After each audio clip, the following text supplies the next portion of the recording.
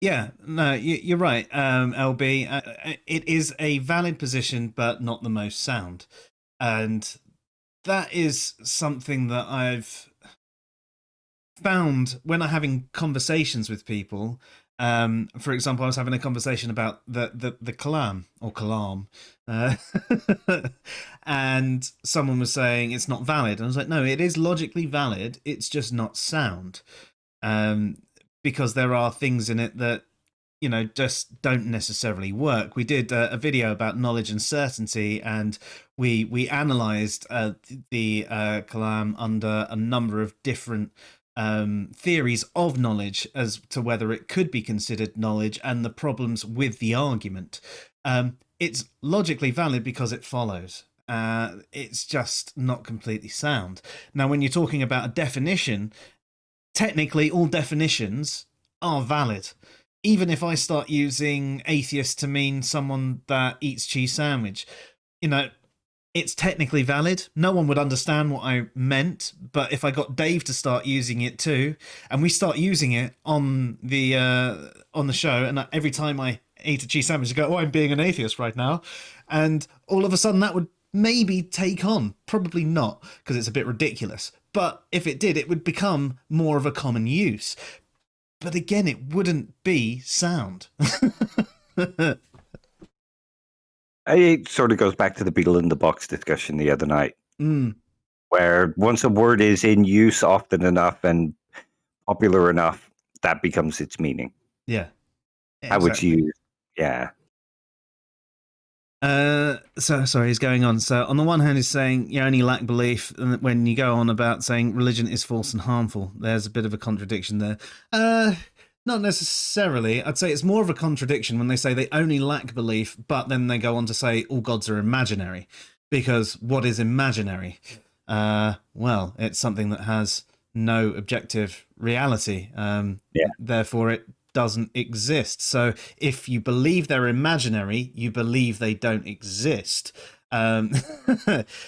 I think you can be in a position where you lack belief and see religion is harmful. You could even be in a position and say religion is false. But you still think that there could be a God. It's religion you've got a problem with, not the God. So, yeah. Maybe someone one day will make the Kalam on steroids. Well, actually, the Kalam is a good example of critical thinking.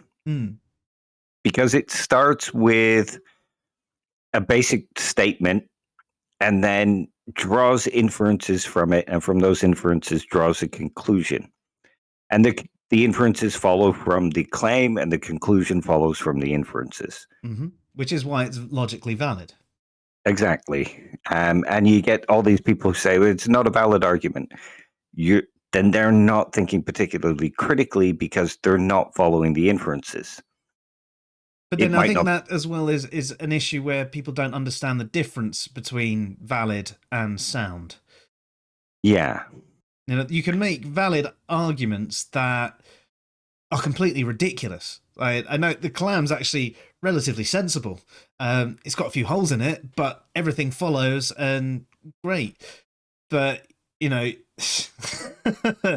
if I'm human, then the moon is made of cheese. I am human, therefore the moon is made of cheese. I mean, that's technically logically valid. It's just not sound. Yeah. Yeah. So that's it. So when something is sound, it means it's also true, and all the premises on it are true and known to be true. And that's one of the problems with the Kalam, is the fact that it starts with the premise that everything that begins had a cause. As far as we know, most things within the universe do, but then you've got the whole virtual particles argument, which could show things that are uncaused.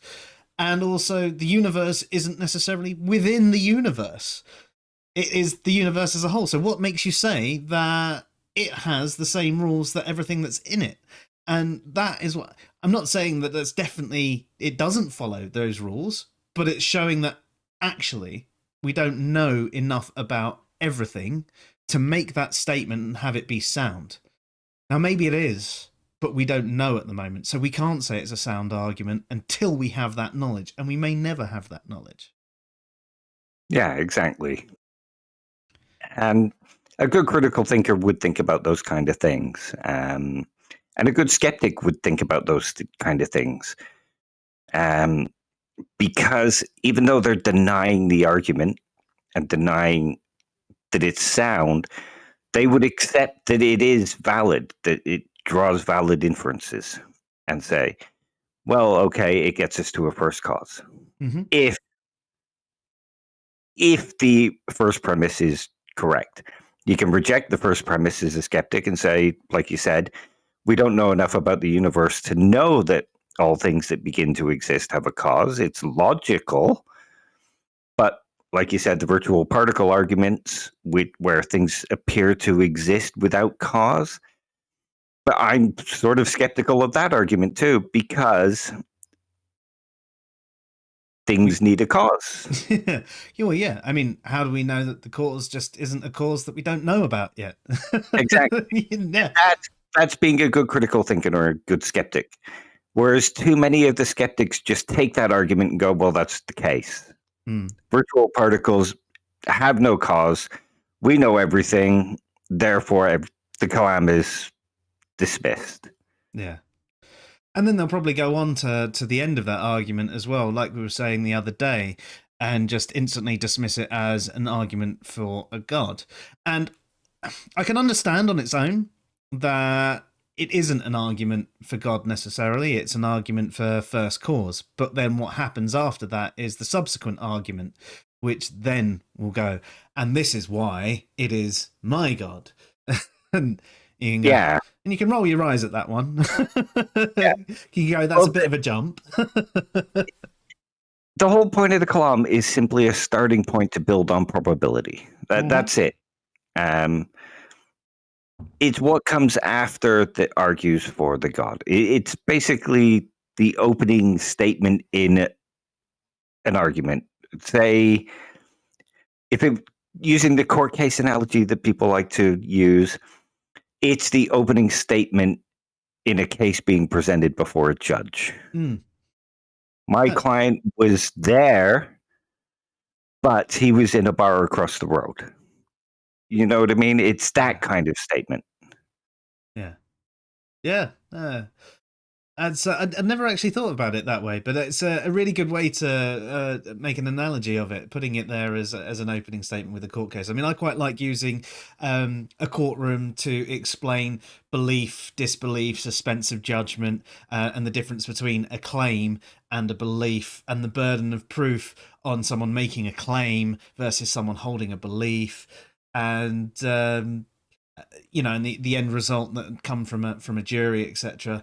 But actually, maybe we could fit everything, all like religious and atheistic arguments, into an entire courtroom scene, and just have little like highlight bits of this bit here is someone fulfilling their burden of proof, and so forth. Yeah. You probably could. Yeah. If I had the cartoon skills, I'd love to put something like that together. If anyone out there wants to know my ideas, please contact us.